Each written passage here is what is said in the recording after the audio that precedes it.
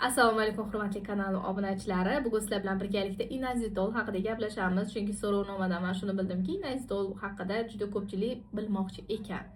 Xo'sh, inazitol nima bu?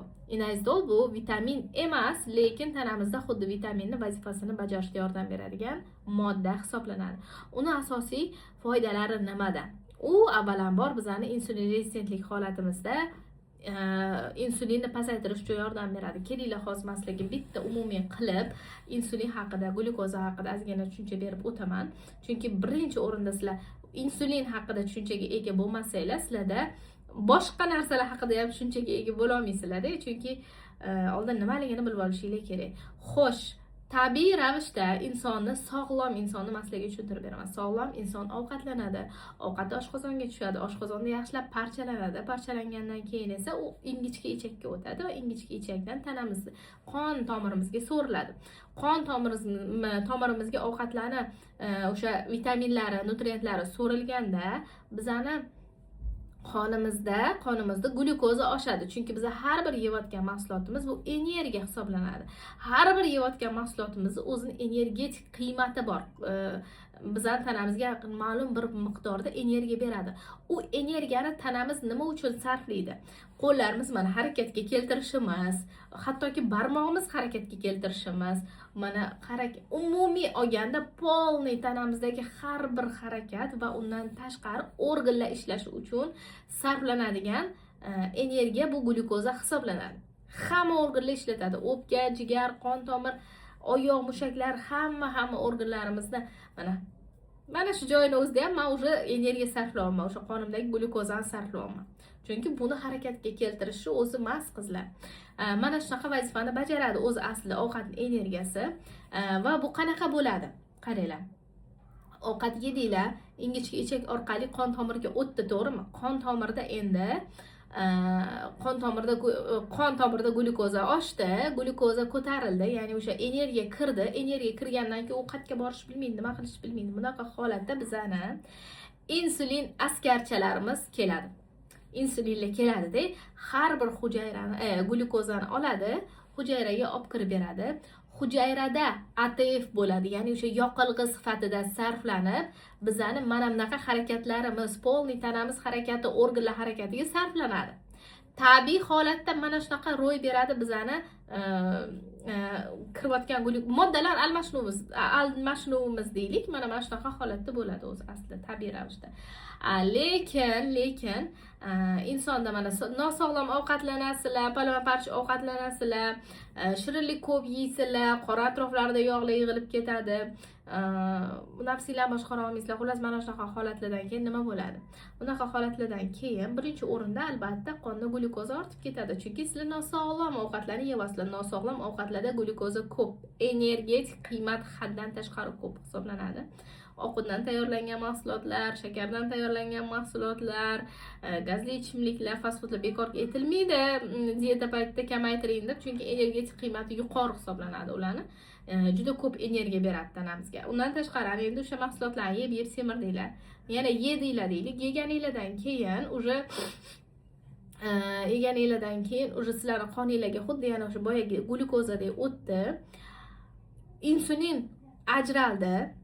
Insulin ajralgandan keyin esa u glyukozani insulin oladi-da, hujayraga olib boraman desa, hujayra aytadi: "Voy, menda energiya yetadi" deydi. "Menga energiya kerak emas" deydi. "Bor, anaqaga zapaska tashlab deydi.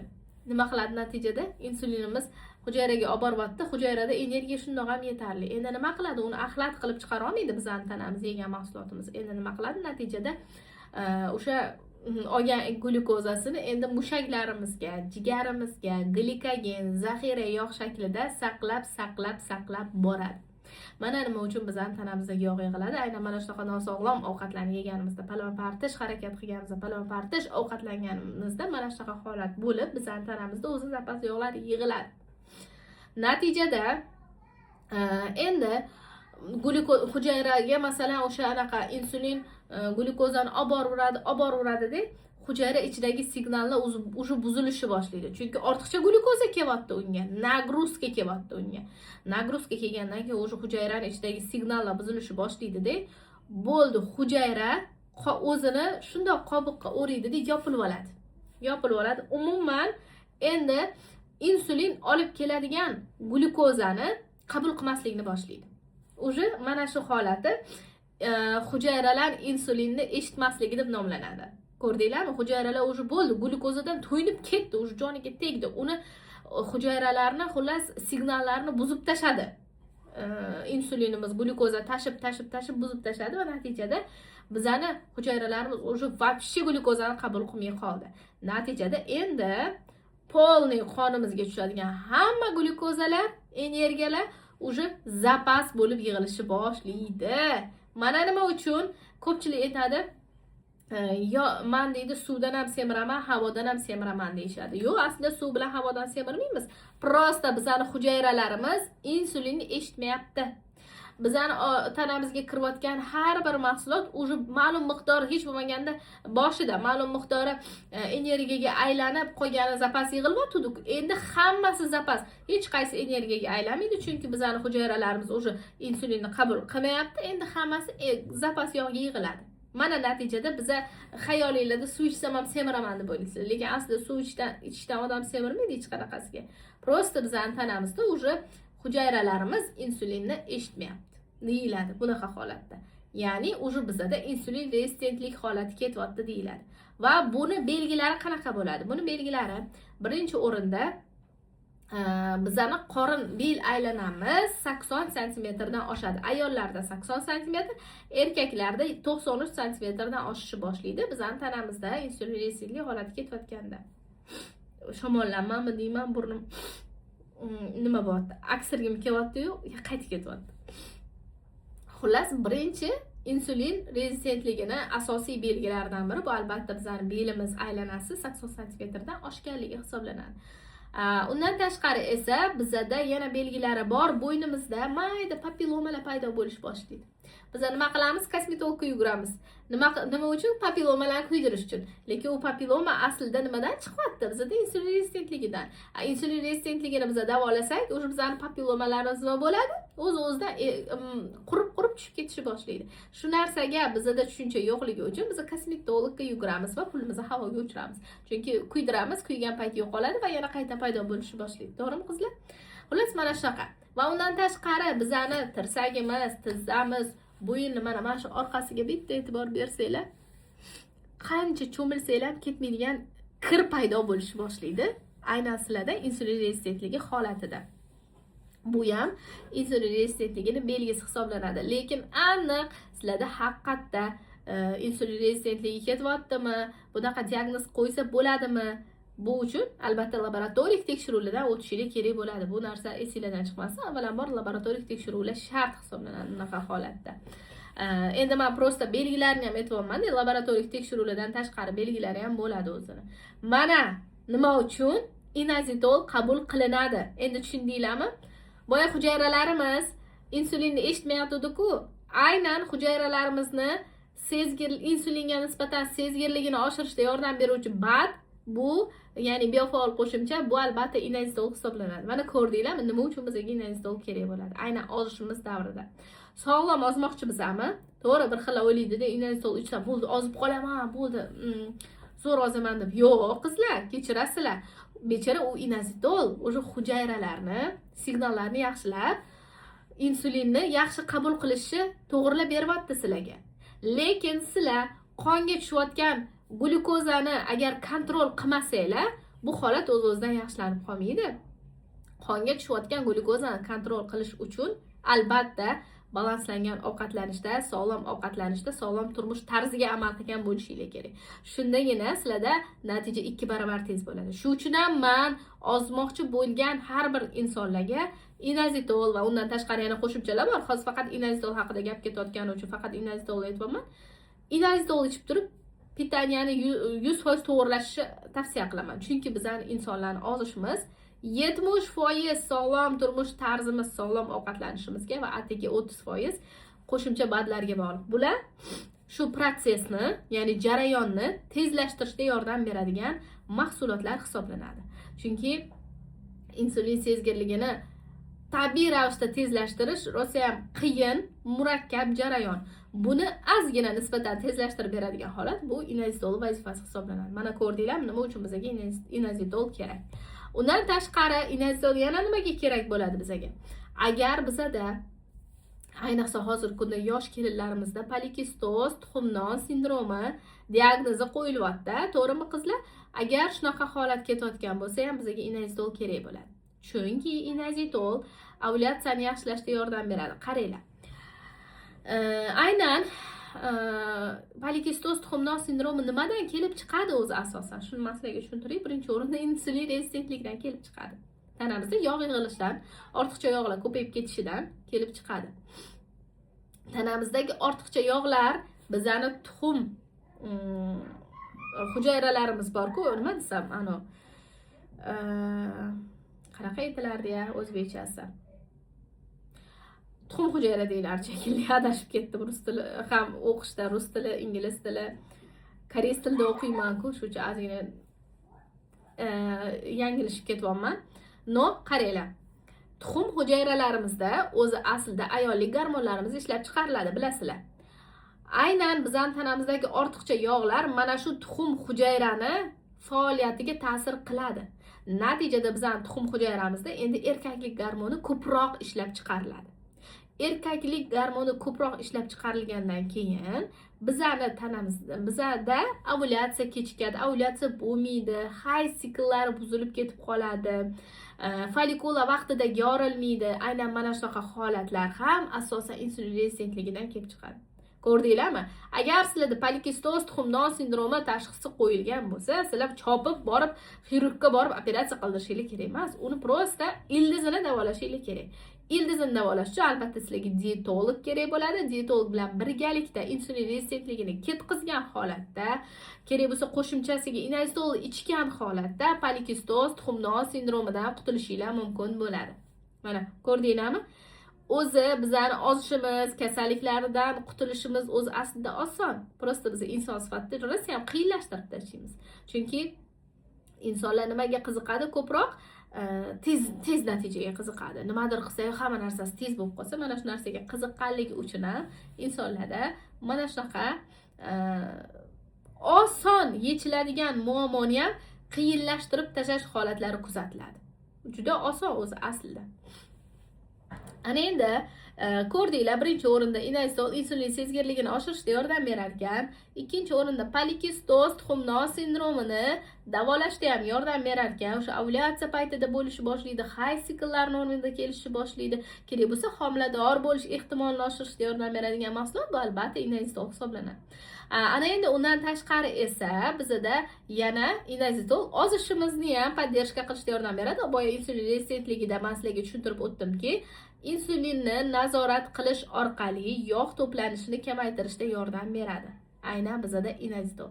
Ishtahamizni kontrol qilishda ham yordam beradi. Chunki bizda qay darajada qonimizda glyukoza normada bo'lib turib, insulinlarimiz normada bo'ladigan bo'lsa, bizda ishtaha ham bemalol kontrol qila olamiz. Agar bizning qonimizda glyukoza haddan tashqari oshib ketgan, insulin oshib ketgan bo'lsa, biz o'zimizni shirinlikdan, yog'li mahsulotlardan, o'ta kaloriyali mahsulotlardan, xamirli mahsulotlardan tiyolmay qolishimiz mumkin bo'ladi. Mana sizlarga aniq tiniq tushuncha. Undan tashqari inazitol albatta bizning asab tizimlarimiz uchun ham zo'r. Agar sizlarda kortizol darajasi yuqori bo'lsa, ya'ni o'sha asabiylik, stress holatlari kuzatilayotgan bo'lsa, albatta magniy bilan birgalikda inazitol ham ichishingizni men sizlarga tavsiya qilaman. Inazitolni ko'rdinglar, ham insulin sezgirligini yaxshilaydi, polikistoz tuxumnon sindromini yaxshilaydi, ozishga yordam beradi. Undan tashqari asab tizimini ham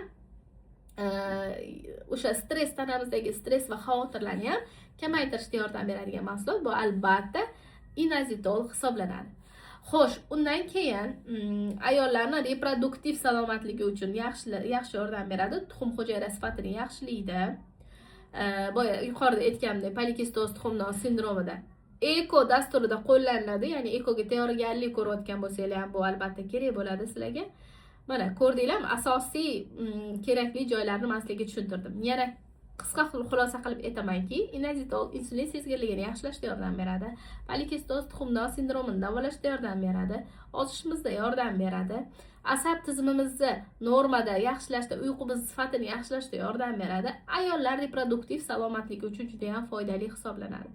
Ayniqsa kimlar uchun men zo'r tavsiya qilaman. Agar menga Xurshidaxon, menda hayzim kechikyapti, ovulyatsiyam bo'lmayapti, menda polikistoz tuxumdon sindromi aniqlandi deganda men sразу inazitol tavsiya qilaman.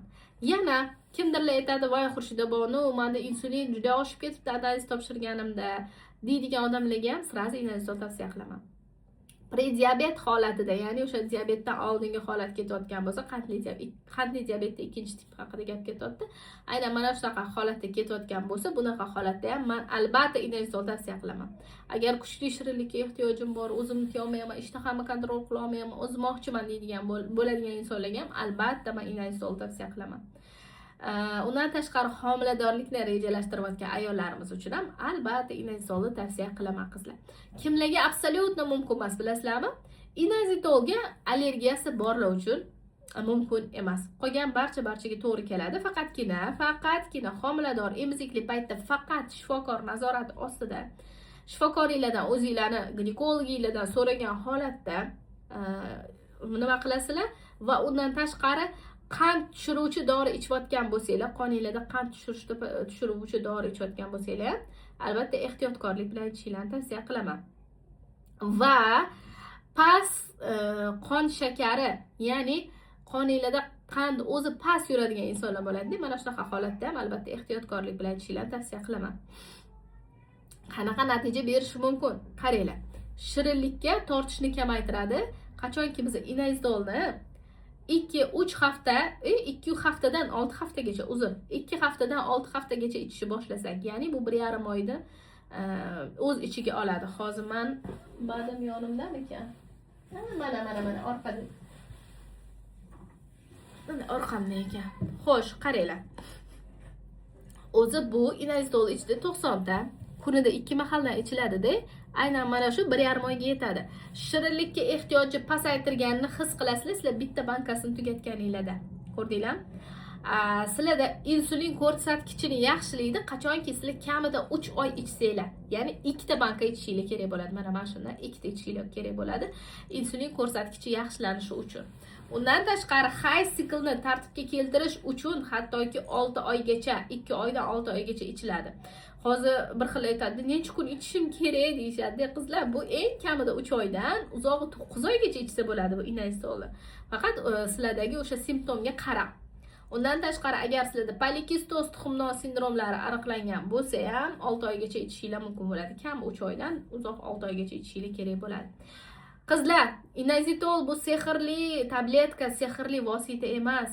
Sizlar birinchi o'rinda balanslangan ovqatlanish, yetarli uyqu, jismoniy faollik, stressni kamaytiradigan bo'lsanglar, mana bu parallel ravishda sizlarning natijalarini zo'r qilib beradi. Hozir shu joyda savol tug'ilishi mumkin. Balanslangan ovqatlanish nima qilishimiz kerak? Albatta dietolog nazoratida ozish kerak bo'ldi. Uni qanaqadir bir og'iz bilan aytiladigan bir so'zi yo'qki, men sizlarga tushuntirib aytib qo'ya olsam. U juda ham murakkab. Chunki biz yeydigan mahsulotlarimiz bir xil mahsulot emas-ku. Bir xil aytadi, faqat tuxum yesam ozaman. Chunki biz faqat tuxum yemaymiz-ku qizlar. Biz boshqa narsalar yeymiz. Don mahsulotlari, dukkakli mahsulotlar, meva, sabzavot, oqsilga boy mahsulotlar, sut mahsulotlar, bilasizlarmi? Qay darajada ko'p mahsulot. Bu mahsulotni masalan bittada, masalan, qanaqadir efirda bo'lib aniq ayta olmayman-da.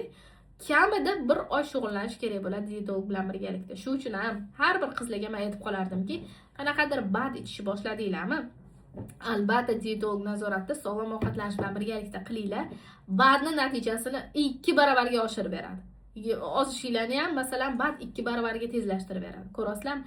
Agar sizlarga zo'r natija kerak bo'lsa, ideal natija kerak bo'ladigan bo'lsa, albatta dietolog nazoratida, dietologni masalan menda ozish marafonlarim bor, marafonlarimda qatnashgan holatda bunaqa badlarda ichadigan bo'lsangiz, ideal natijaga yetishishni boshlaysiz qizlar. Shu uchun ham men sizlarga faqatgina buni ichinglar bo'ldi demayman. Bu qo'shimcha vosita, yordamchi vosita. Asosiy vazifani albatta bizani ovqatlanishimiz qiladi. Yana tushuntiraman. Misol uchun, bu bechora hujayra sezgirligini yaxshilab turibdi, insulinni yaxshi qabul qilishni boshlayapti-da, lekin qonda qand tushishi haligacha o'shanaqa ko'p pasaymagan. Ko'paysa ko'paygan, pasaymagan. Bu faqat qiladigan ishini qilyapti-da, bo'ldi. Qonda qand yana tushib turibdimi? Yana nima bo'ladi? Natija ko'ra olmaysizlar. Tushunyapsizlarmi? Shuning uchun ham bu ishlash uchun mana qoninglardagi qandni pasaytirishda yordam beryapti, chunki hujayralarimiz insulinni yaxshi eshityaptimi? Demak, qondagi qandni qanchalik pasaytirsak, insulinni kamroq ajratsak biz tanamizda bizning ozish jarayonimiz tezlashib ketadi. Tezlashtirib beruvchi vosita hisoblanadi. To'g'ri, ba'zi holatlarda shunaqa bo'ladiki, bir xil aytadi, men o'zini ichdim hech qanaqa vitamin qilmasdan ham ozdirdi-ku deydi. To'g'ri, bunaqa holatda ham ozdiradi albatta, lekin sizlarda bir ideal natija kerak bu. Ozdirganda ham misol uchun 3-4 kilo uzog'i bilan bo'lishi mumkin-da, masalan, mana shu bitta idishida bo'lishi mumkin. Lekin sizlarda ideal natija kerakmi? Masalan, bir oyda 10 kilogacha ozmoqchimisizlar? Пожалуйста. Albatta pitani ham to'g'rilaysizlar, men bilan birgalikda. Undan keyin qo'shimchasiga mana bunaqa baddan olib ichadigan bo'lsanglar, shunda sizlarda ideal natija bo'ladi, qizlar. Inestol xarid qilish uchun pastda vitaminli adminni qo'ydim. Ularga murojaat qilsanglar bo'ladi. Butun O'zbekiston bo'ylab yetkazib beramiz. Mahsulotlarimiz qizlar hammasi shaxsan meni brendim uchun Germaniyadan keladi. Germaniyadan kelganda O'zbekistonda laboratoriya tekshiruvlardan o'tadi. Laboratoriya tekshiruvlardan o'tgandan keyin meni brendim uchun mana bunaqa pechat qilib qadoqlanib beriladi va o'zining dokumentlari bo'ladi, qizlar. Bular dokumentsiz chiqmaydi. Hammasi ishonchli mahsulot bo'lganligi uchun men sizga diyetolog sifatida bemalol tavsiya qilaman. Xarid qilish uchun vitaminli adminga yozsanglar bo'ladi. Ozish marafonimda qatnashmoqchi bo'lsanglar esa Xurshida Bonim menejerga yozsanglar bo'ladi. Yoki ikkalasini ham bitta inson bilan bitiradigan bo'lsanglar, undan ham yaxshi. Vitaminli adminga yoza qolinglar, bo'lmasa hamma ishinglarni bitta admin bilan bitirsanglar bo'ladi. Ozish marafonlarim haqida ham to'liq ma'lumot beradilar va vitaminlarim haqida yana to'liq ma'lumot beradilar. Adresinglarni yozib qoldiradigan bo'lsanglar, butun O'zbekiston bo'ylab bizda hozirgi kunda bepul dostavka bilasizlar. Pochta orqali yetkazamiz. Hech qanaqa ortiqcha to'lov qilinmaydi. Faqatgina shuni mahsulotini to'lov qilsanglar bo'ldi, qizlar. Xullas shunaqa. Eng zo'r mahsulotlarimdan bittasida bemalol ayta olaman. Bu Inestolda natijalari a'lo darajada, natijalari uyaltirib qo'ymaydi. Kuninglar yaxshi o'tsin. Keyingi mahsulot albatta endi berberin haqida bo'ladi. Xudo xolasa berberin haqida gaplashamiz sizlar bilan birgalikda.